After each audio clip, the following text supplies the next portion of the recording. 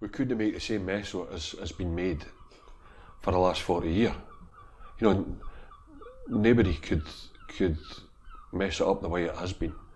So if we're going to rely on Westminster, then retirement can't come quick enough for me. I'm getting out of it because their track record to date is appalling. In addition to battling the chaos of Brexit, Aberdeen also has to wrestle with concerns about the future of its main industry, oil and gas. Brexit brings its own problems, causing huge recruitment issues as well as uncertainty over increasing oil export tariffs. But Aberdeen also has to think about its long-term future, as the transition from oil and gas appears on the horizon. And how and when this happens is a question that the city needs answered. We've had a fantastically successful period with oil and gas. There still is another 30 to 40 years of successful economic extraction of oil and gas, but actually let's start looking to develop a technology or energy technology that will never run out, that is constantly renewable, and Aberdeen's in a fantastic opportunity, a fantastic place to take advantage of that. The transition can be a terrifying prospect for Europe's oil capital. However, as workers and businesses feel great uncertainty over their future, recognising the need to transition is something most agree on. But the priority for working people and local businesses in Aberdeen is to secure and protect jobs and prospects. And so a balance needs to be found then. And it's not about saying to people in Aberdeen, right, you'll all be made redundant, because that's not the future for Aberdeen. The reality is that we will still be taking oil and gas out of the North Sea for some time into the future. Those jobs will still be there for some time into the future. But we need to plan now for a future without oil and gas so that we can move to that future as quickly as possible. This is something that Norway is balancing also. So this is an industry that have many years still to live if you look at the current policy. And I think that it's an industry that will recruit new working labour for many years to come. And that's, of course, one of the highly uncertain and risky parts of this situation. It would be how long could you wait until you make this transition faster?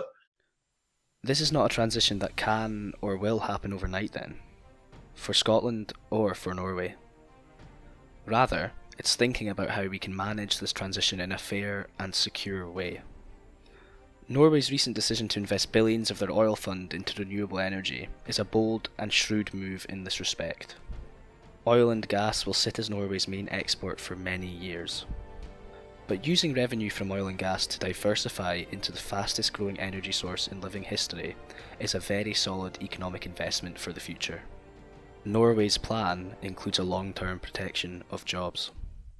And you want to make sure that there are jobs for everyone. You need to create new industry, new services, new business based on the transition that has still a high value creation and the right number of jobs. One of the main motivations for a country like Norway to move into that kind of industry would be the possibility to create new industrial jobs around the construction of those offshore wind parks. The Scottish Government's introduction of a just transition attempts to build this long-term transfer over to renewables in a planned, structured and fair way, building new jobs within the renewables industry alongside the oil and gas industry. The recent announcement that the Public Investment Bank is to focus on building the renewable sector echoes the shrewd planning of Norway by also making a long-term investment in the world's next main energy source. And renewable energy is a rich resource for Scotland.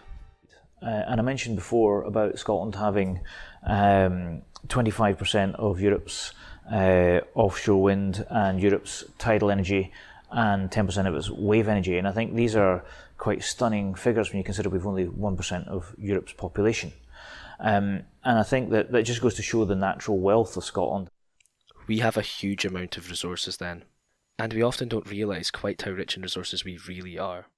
If you take into consideration the offshore region of Scotland and the one-third land mass of Scotland, when you add the two together, Scotland is really in control, or should have the rights, to more than 50% of the resources of the United Kingdom. We own more than 50% of that, offshore, onshore. This is quite a remarkable account of our resources, and renewable energy becomes a phenomenal part of this. The just transition means we can utilise oil and gas as to develop the new industry, and making the most of both. A recent Scottish Government initiative, for instance, is looking at ways renewable technology can integrate with the oil and gas infrastructure. This allows a transfer of skills and expertise from one industry into another. Importantly, it can also ensure a smooth transfer of jobs. This strategy, along with leading research in carbon capture technology and decommissioning, all maintains skills and expertise within the oil and gas industry, whilst balancing our global climate commitments. For Aberdeen, this allows the city to diversify through growing another high-tech industry, securing jobs for the long-term future of the city, while safeguarding existing jobs within the oil and gas sector. Managed properly, the needs of Aberdeen can be met within this transition. If we were an independent country, of course, we could manage this much better by creating an oil fund like Norway and using it to fund these types of projects on a much larger and more innovative level. It could plough significant investment into the city and diversify the local economy. It can be used to get the most out of oil and gas whilst we still have it. We can then ring fence the monies generated through bringing taxation back into that sector and ring fence that and put that in an oil fund. And then take that money, which can be then invested in renewables. And I think that's definitely the way to go forward. The economic mismanagement that brought us to this place doesn't mean we should miss the final opportunity to create a lasting legacy from the North Sea and its oil and gas reserves. Few people know, of course, that Shetland has an oil fund, negotiated as taxes from the oil companies and invested into a Shetland Council oil fund, now worth around £320 million. For a population of around 20,000, it does sit as a very local example of what can be done, even on a very small scale, as they utilise these funds to build infrastructure and local services such as schools. The Scottish Government's recent call for just this builds Scotland a credible and solid foundation to support our future economy. £1 billion worth of oil revenues would be earmarked specifically to help cities like Aberdeen transition in a fair way for people living and working in the city. At its very basic level, we could use this fund to prevent Aberdeen from suffering the same fate of mining communities as oil declines. At its best, it could be used to create a new, vibrant and more diverse high-technology economy for people living and working in Aberdeen. Norway has shown that this type of planning is more than possible. It becomes more than possible for Scotland too. But this is simply not possible within the UK. Scotland has very little control over the current taxation system or the oil and gas revenues. And we would already have an oil fund if the UK thought in the long term. We also know that from the UK's treatment of coal as well as the oil and gas industry to date, that communities are not a priority during economic decline. Scotland's political choices will have a very different effect from the UK's. So another future for Aberdeen perhaps needs to be considered. A future within an independent Scotland. Understandably, Aberdeen voted no within the last referendum. In 2014, it was reasonable to expect that the UK could provide stability. But Brexit has shown deep-seated short-termism and chaos rising to the surface within the UK, and that economic mismanagement is clear for us all to see now.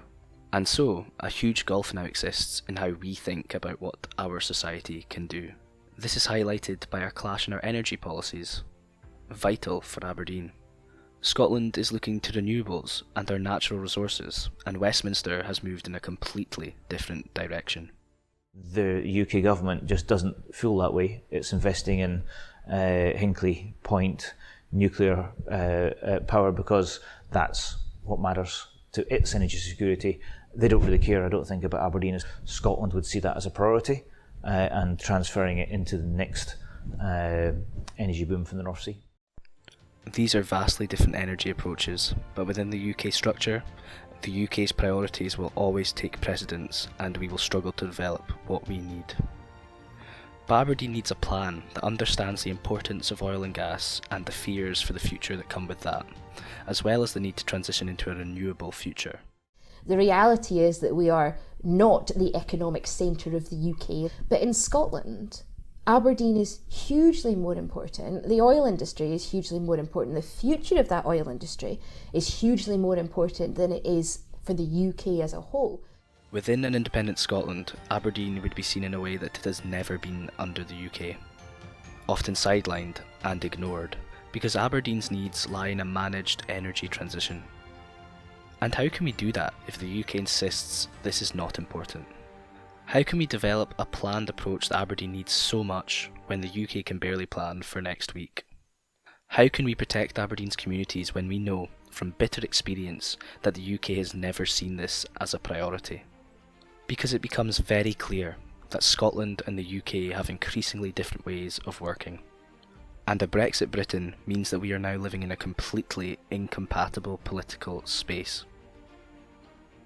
Scotland has retained a more social vision of society that allows for a safety net, offering protection for people and communities.